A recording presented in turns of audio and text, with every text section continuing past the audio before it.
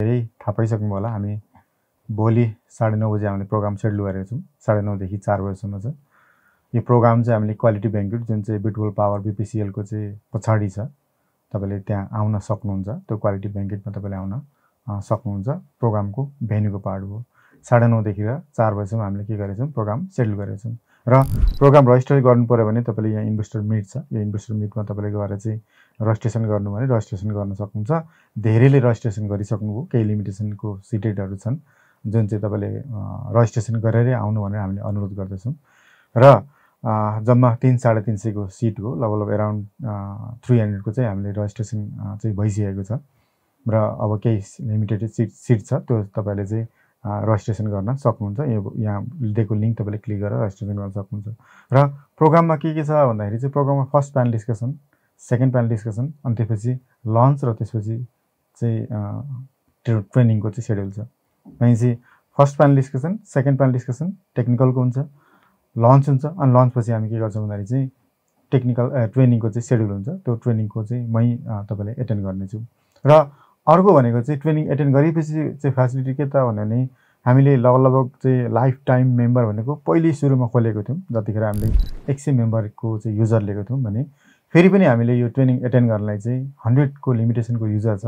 त्यो लिमिटेसनको युजर तपाईले life time assess अथवा फ्री तपाईले लाइफ टाइमको चाहिँ जुन चाहिँ छ तपाईले यो को चाहिँ पाउनुहुन्छ, यो युजर तपाईले पाउनुहुन्छ। र यसमा भनेको चाहिँ प्रिमियम फिचर तपाईले पाउनुहुन्छ, लाइफ टाइम प्रिमियम फिचरमा पाउनुहुन्छ। र सँगै इलाइटमा पनि हामीले कहिले पनि डिस्काउन्ट दिएको थिएनौँ, जुन चाहिँ यसमा पनि तपाईले 25% को डिस्काउन्ट पाउनुहुन्छ। बेसिकमा 25% डिस्काउन्ट पाउनुहुन्छ, अनि प्रिमियममा तपाईले के पाउनुहुन्छ 25% को चाहिँ डिस्काउन्ट पाउनुहुन्छ।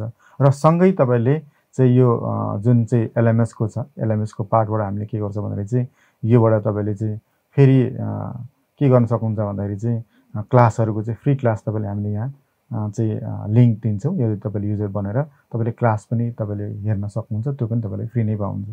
भनेपछि 3-4 कुरा चाहिँ हामीले के गरेछौँ फ्री नै गरेछौँ। सँगै ब्रोकर 45 छ, उहाँहरुको फिचर्स उहाँले दिनुहुन्छ, डिमान्डको रिन्यू देखि लिएर अरु कुन फिचर दिनुहुन्छ उहाँले के गर्नुहुन्छ प्रोग्राममा एनाउन्स गर्नुहुन्छ। त्यो प्रोग्राम एनाउन्स गरिसकेपछि तपाईले त्यतिखेर चाहिँ थाहा पाउनुहुनेछ के फिचर्सहरु फ्री छ भनेर। भनेपछि मेनली भनेको लाइफ टाइमको युजर हो, लाइफ टाइम एसेस तपाईले पाउनुभयो। त्यसैगरी सेकेन्ड भनेको चाहिँ 25% डिस्काउन्ट इलाइटमा, अरुमा त हामीले दिइरहेका छौँ, तर इलाइट दिएको छैन, इलाइटमा पनि तपाईले 25% डिस्काउन्ट पाउनुभयो। र अरु फिचर्सहरु जुन क्लासको छ, क्लासको डिटेल पाउनुहुन्छ भने चाहिँ सबै पाए के भन्दा तपाईले चाहिँ यहाँ आकोले, यहाँ प्रेजेन्ट हुनुभएकोले चाहिँ हामीले त्यो फिचर्सहरु प्रोभाइड गरिदिन्छौँ। र अब म चाहिँ टेक्निकल पार्टमा जान्छु, नेप्सेको एनालाइसिस गर्नेछु। नेप्सेको एनालाइसिस गर्दाखेरि चाहिँ नेप्सेको पार्टमा के हेर्ने, कहाँ छ अहिले नेप्से भन्दाखेरि चाहिँ म तपाईले हेरिदिनेछु। र यही हेर्दाखेरि चाहिँ फर्स्टमा एउटा पोइन्ट हो जुन चाहिँ 2445 को पोइन्ट हो। त्यो 45 को पोइन्ट पछि फेरि अर्को पोइन्ट क्रिएसन भयो, यो जुन चाहिँ 2672 को पोइन्ट। र यही 2672 को पोइन्ट वरपर के गर्छ भन्दाखेरि चाहिँ टच गरेर मार्केट फर्केको तपाईले देख्नुहुन्छ। र प्रब्लम के भयो त भन्दाखेरि चाहिँ यदि यो 7 महिनापछि ब्रेक भएको पोइन्ट थियो, जुन चाहिँ 2785 को पोइन्ट भन्थ्यौँ, 2785 को पोइन्ट छ।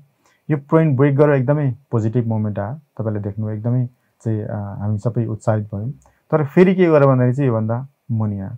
र मुनि पनि कहाँसम्म आयो त भन्दाखेरि कहिले पनि हाई लो ब्रेक हुँदैन भन्थ्यौ हामी।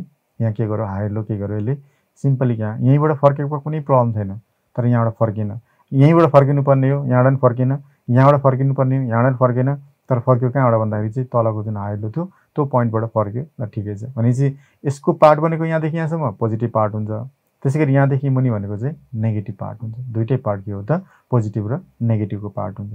र अब हेर्दाखेरि चाहिँ अबको पार्ट के त भने अबको पार्ट हेर्दाखेरि चाहिँ तपाईले के कन्फ्युजन छ भन्दाखेरि चाहिँ अहिले बुल हो कि बियर हो फेरि पनि कन्फ्युजन तपाईले हुनुभयो। जहिले पनि यही कन्फ्युजन क्रिएसन हुन्छ भने म तपाईले इचुमियो क्लाउडको पार्टहरु देखाइदिन्छु, जुन चाहिँ यहाँ देख्न सक्नुहुन्छ। इचुमियो क्लाउडमा मैले अरु केही पनि लगाएन र सिम्पल मैले चाहिँ यो क्लाउड मात्रै के गरे तपाईले गरे भनेपछि यदि यो क्लाउड भन्दा मुनि आको छ भने नेगेटिभ हो, र यो पोइन्ट भनेको चाहिँ बटमको पोइन्ट हो। र फेरि यदि यो भन्दा चाहिँ यसरी तल आयो, फेरि माथि गयो, यहाँबाट तल आइदियो भने एकदमै नेगेटिभ, त्यो चाहिँ तपाईले नेगेटिभको सिमै भएन त्यो। तर यहीँबाट फर्कियो, यहीँबाट फर्कियो भने फेरि के भन्दा भन्दाखेरि चाहिँ त्यति धेरै नेगेटिभ मानिदैन। अनि चाहिँ अबको पोइन्ट भनेको चाहिँ कुन पोइन्ट भयो त भन्दाखेरि यो जुन 2580 को पोइन्ट छ, त्यो पोइन्ट भन्दा मुनि के गर्नु भएन, नेप्से आउनु भएन। यो जहीँबाट यहीँबाट बाउन्स गरेर माथि जान्छ भने त्यत्रो नेगेटिभ केही पनि छैन र पोजिटिभ नै हुन्छ। र अब फेरि पनि के आयो त भन्दाखेरि क्वार्टरको ब्यालेन्स सिटहरू पब्लिस हुन्छ। वैशाख लागेपछि फर्स्ट विकमा तपाईँले क्वार्टरको ब्यालेन्स सिट पब्लिस भएको देख्नुहुन्छ। सँगै क्वार्टरको प्रेसर भएको सकेको देख्नुहुन्छ। सँगै तपाईँले गभर्नरको चाहिँ रिक्विट भएको तपाईँले देख्न सक्नुहुन्छ। अनि चाहिँ 3-4वटा जुन पोइन्ट छ त्यो पोइन्टले के गर्छ भन्दाखेरि चाहिँ के लेभलमा तपाईँले पोजिटिभ इन्डिकेसन चाहिँ ल्याउन सक्ने प्रोबाबिलिटी के देखिन्छ, एकदमै हाई देखिन्छ। र अर्को भनेको चाहिँ अहिलेसम्म चाहिँ हाई लो यहीँसम्म अड्किनु, जस्तै यहीँ हाई लो चाहिँ यहीँसम्म बस्नु, योभन्दा एकदमै राम्रो क्यान्डल बनाएर माथि जानु पनि के हो त एकदमै पोजिटिभको पार्ट हो। भनेपछि अबको सन्डेदेखिको मार्केटमा तपाईँले हेर्दाखेरि चाहिँ केही लेभलमा चाहिँ यहाँ हाई लो बनाएर चाहिँ यदि योभन्दा माथि जान्छ, यदि योभन्दा माथि गयो भने चाहिँ एकदमै एग्रेसिभली तपाईँले बाई गर्न सक्नुहुन्छ। किनभने चाहिँ यो चाहिँ ट्रेन्ड अप ट्रेन्ड गर्नुपर्छ। अहिले पनि हेर्ने भने अहिले हामी केमा छौँ भन्दाखेरि चाहिँ हायर लो चाहिँ एक्ज्याक्ट बनाइसकेको छ, तर हायर हाई चाहिँ के गरेको छैन, फर्मेसन भएको छैन। जबसम्म हायर हाई फर्मेसन हुँदैन तबसम्म तपाईँले एग्रेसिभ इन्ट्री गर्न सक्नुहुन्न।